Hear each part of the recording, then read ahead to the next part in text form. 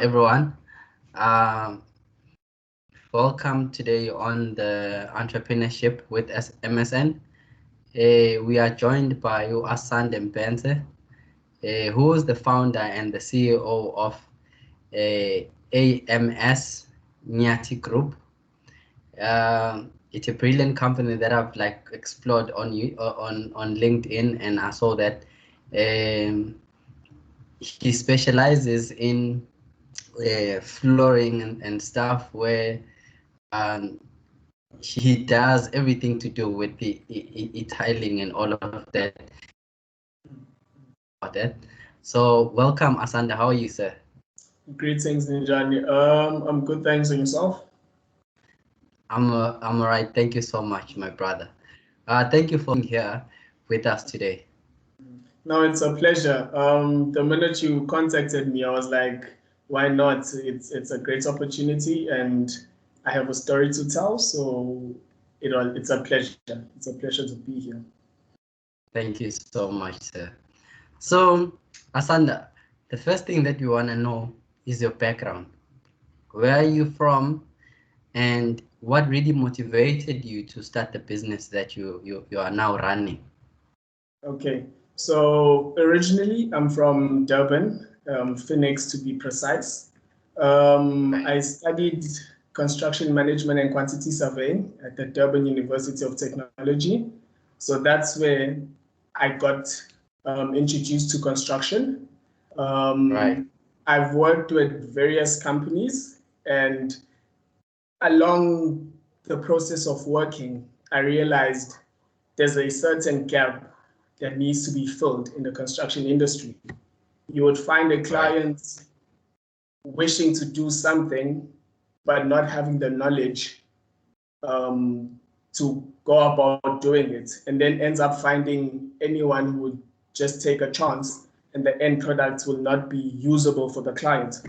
So once I started working for a flooring company, one of the biggest flooring companies in Durban, as a quantity surveyor, that's where I started picking up your technicalities in tiling, your language in tiling.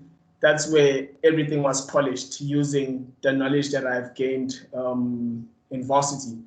So I was like, let me do this. Let me start this, but scale residential properties whereby I'll assist clients that don't have the knowledge but are willing to do something to their property. So at first, I started off as a company that did plastering, painting, and then flooring. And then after a few months, I realized that the demand, or where everything starts being tricky, is flooring. There's not enough people that have the knowledge and technicalities for flooring, whereby they just know that, okay, you install a tile and it's done. But I can start being technical with you and talk about various things that will help a client to achieve their goal and make the product last longer. So, Asanda, what you're telling me right now is that you cannot just take anyone who says is doing flooring because they just want money, but you need to have someone who knows, the actual work, who has the experience, who knows the technicalities of doing the work. And it's very interesting because it's coming back to, Sobona Komile Panzi and all of that. There are, holes everywhere in the house. So does that mean people, they don't really understand or know if flooring? It's not that they do not understand, but there's certain technicalities where it will require you to know a certain amount of knowledge in order to solve the problem.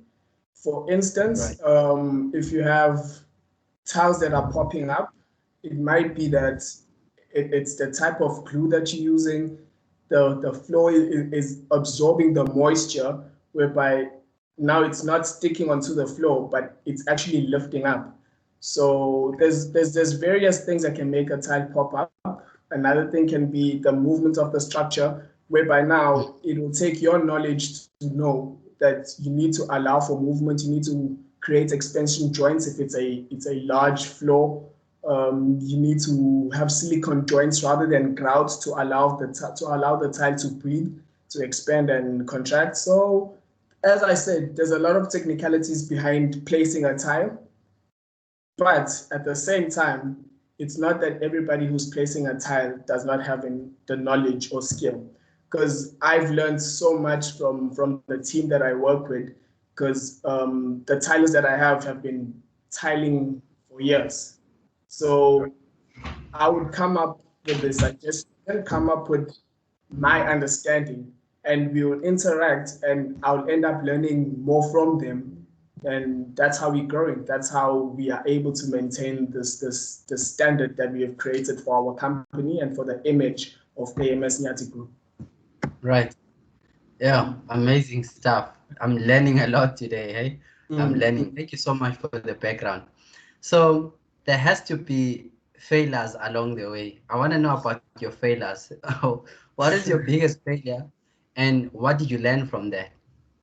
Okay, so as teenagers, which is everyone that is still young, they look at people on Instagram, they look at people on Facebook, people with companies, and they're like, if I were to do business with that guy, the road will be endless. The future is bright, you know. Right. And my biggest mistake was I met a main contractor who was well developed. I've been looking up to the person that runs it. Right. And then I ended up compromising my values and the value of the company in order to create a relationship. That did not turn up well. It ended up being used. So it was a learning curve whereby now I know if a company is not in line with the values that my company has, then there's no need to do business, because at the end of the day, a main contractor, a tiler, a painter, a bricklayer, the end goal is to produce a quality end product for the client to use. So if the main contractor is rushing to complete and just make a profit out of it, compromising the structural strength, compromising certain things that you just cannot compromise, then I've learned that I'll just step back and thank the opportunity and just leave that site or that company as a whole. Sure. Yeah, no, that's great, man. So how do you identify the companies that now you want to work with? What do you look for in those companies? Firstly, I look at the history. Right. So if I'm allowed to make an example, I would look at WBHO. I've worked with WBHO numerous of times, but under a subcontractor, whereby I was still working for a flooring subcontractor. So I learned that WBHO's standard of work is set. It's either you meet those standards or you don't. So it's easy to identify a company that's just doing this for the sake of doing it and make profits. When you step on site, you'd see the behavior of the workers. You see, I take pride in work in my company, in the work that we produce. You look at everybody just walking around. There's no structure in place. They're just working because they have to get paid, they have to make a profit, and there's no actual structure in the company. So I tend to look at all these factors: the structure of the company, the vision of the company, what they want to achieve, what they have achieved, and I tend to want to associate myself with such. Oh, great stuff, man. Great stuff. Now, what I want to know is, I was going through your profile today, and you are Mm, speaking about being given a seat on the table. mm, Would you like to take me through that post? Because it triggered me a bit. Because mm, I also have my own uh, views about the current leadership in our mm, country and what is happening generally in our or in the big mm, businesses and stuff, where you see it's run by old people or grown up mm, people. They making decisions for you, for the youth, mm. and that for me, I'm foreseeing a danger there, because if you are telling me how to live in 2050 where you won't be there, Mm. um it says something about me as a youth. Am I not having a voice to speak for myself, or what is happening there? So I saw something along those lines. Could you please take me through what were you trying to say with that post? You're putting me on the spot.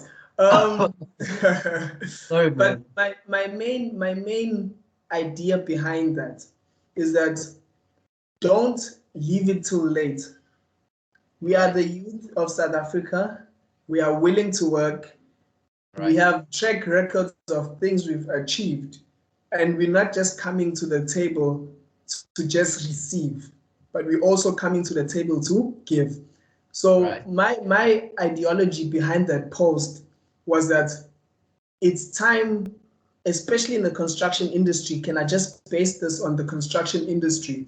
sure. It's time where big companies now start introducing the youth to running companies, to making decisions that not only benefit the construction industry, but also helps the country to grow GDP wise.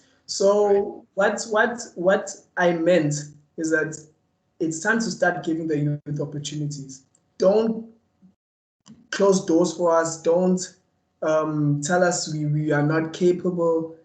At least allow one or two as a starter, interact with the youth, see how everything goes, and train us for 2050. Because if we are only told that we are only going to be allowed to sit on the table in 2050, for example, all the skills, all the knowledge that the older people or the older generation has will be lost along the line. mm, So why can't they start feeding us the knowledge right now and prepare us for the bigger picture? So that's why I was pleading that we are given the opportunity to sit on tables where now we can make um, decisions and interact with elderly people to learn from the process, and at the same yeah. time help the youth of South Africa to grow.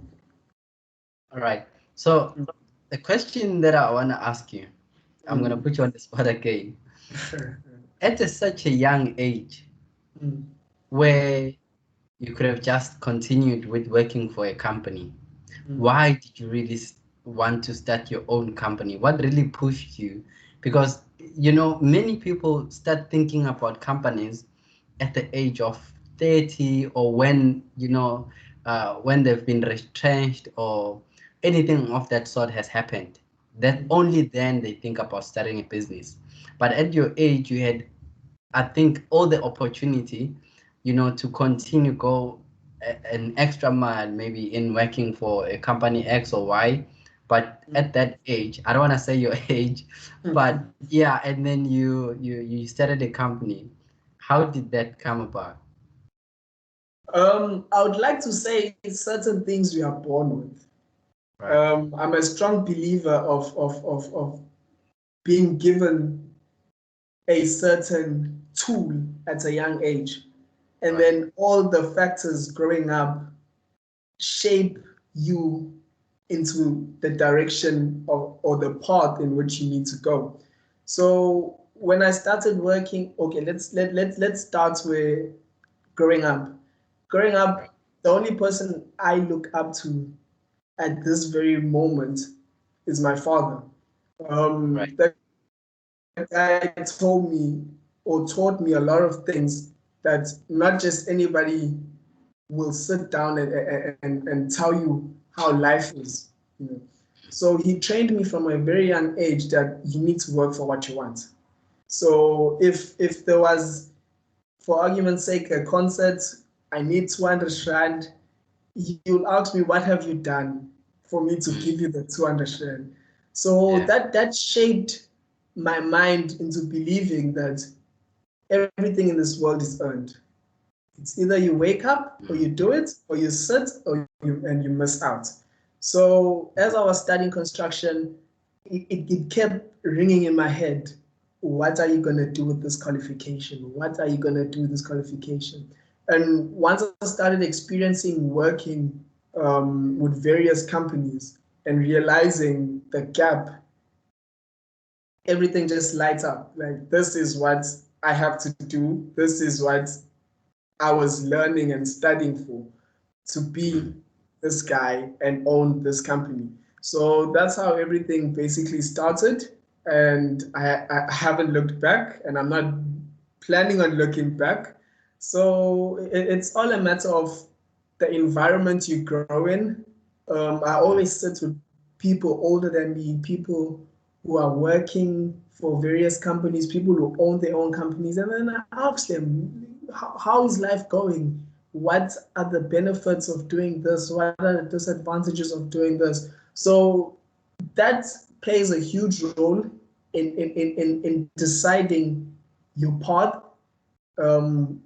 So that's basically how I got into business. I realized that this is the path, this is the line I want to take. So that's how I started AMS Nyathi Group. I have to say, man, you are doing great, and I like the background that groomed you. I like how, you know, you interpreted everything that was taught or that was transferred to you by your father. It's really great, man. I want to ask you, what books do you study, or what books do you read rather, that gives you the knowledge to keep you going? To be honest with you, only started reading last year. So during lockdown, I was like, okay, I lost my job just before lockdown. So I was in a stage where I felt I needed to gain knowledge to empower my business. Because now it's just me and my business, and we're working towards a certain goal. Because I strongly believe losing my job was a blessing, because I have been delaying to actually step out email. So receiving such news was hurtful, but at the same time, it was what should have happened. So then during lockdown, I started asking people, what are you guys reading?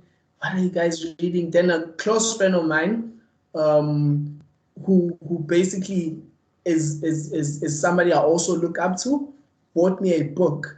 Can I just show it to you guys? Bought me a book. It's Personal Branding for Entrepreneurs.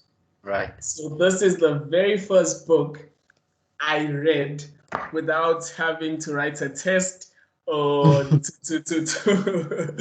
pass your exams. So this is the first book I read last year. And after that book, I was just eager to read more, eager to read more. And then I read a book called The Secrets, where that's an amazing book. That's an amazing book. It definitely helped, and it started making everything that's happening in my life started making sense as to it's all in your mind. That's why I recently posted all battles are won and lost in your mind. So that's the power I received from reading the book. And lastly, I read a book called Rich Dad Poor Dad. Amazing book. Okay. So that's the three books I have read thus far, and I'm hoping to read Kasi Nerd soon, because I have a strong feeling that book has a lot to teach. I've been seeing it trend for years now, so hopefully I can land myself a copy and start reading. Great, man. Three people that motivated you or inspired you in your life. Firstly, without a doubt, it has to go to my father. Um, that guy basically made me who I am today, and Right. I'll forever be grateful to him. And then besides him, I wouldn't say I have anybody that I look up to. Reason being, because of what happened last year with regards to meeting someone who you look up to, and they are the very same people who bring you down. So I started drifting away from watching videos on YouTube, looking up to people because I used to look up to Vusi Tebegwan. I still strongly believe he's one of the best. Intellectually, he really opens your mind when he speaks. Sure. So he was one of the person that I used to look up to. So besides those two, I would be lying. I would be lying to you guys. I'll be lying to everybody who's going to be watching. So to be honest, it's just my father and Uvus. Great, man. So now what I want to know is when you are pushing this business, ultimately, how many people do you want to employ, and how do you want to change your community and maybe nationally and internationally? How do you want to be recognized? Ultimately, where do you want to go or see yourself?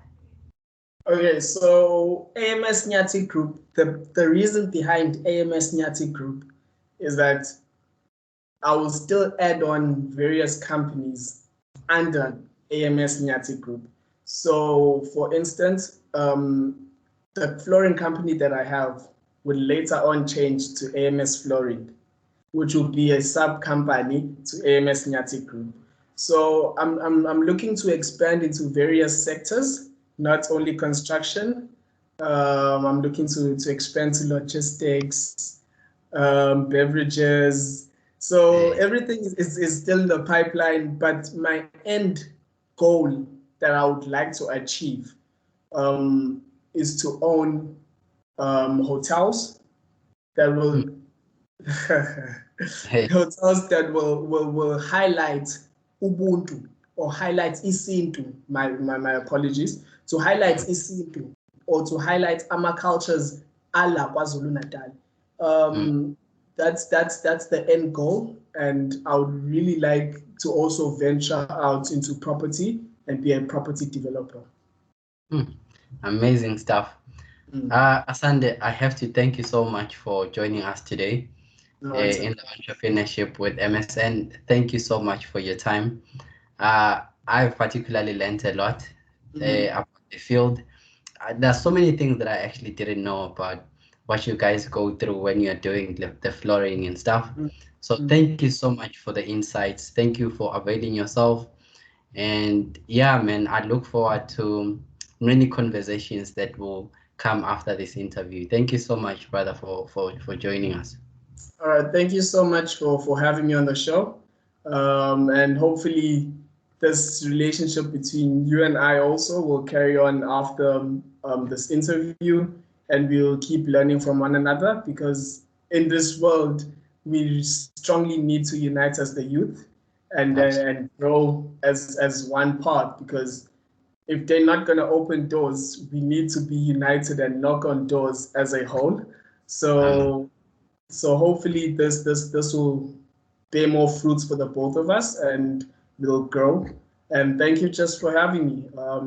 It feels amazing to be recognized, and it shows that our work is not just for show, but it's actually catching the viewers or catching the target market that we aiming to reach. So thank you for having us, and hopefully this is a start of a new era for both of us. Absolutely, absolutely. So where do we get you? Where do we get to see Asande and the details of the company on Okay. socials? On socials, on LinkedIn, it's AMS Nyathi Group. On Instagram, it's AMS_PTY. On Facebook, it's AMS Nyathi Group. And all my social media accounts and platforms are Asande Mbense. Okay, siyabonga bafo, sibonga kakhulu for your time and everything. Be blessed, brother. Thank you. Thank you. All right, thanks. Bye. Sure. Cheers.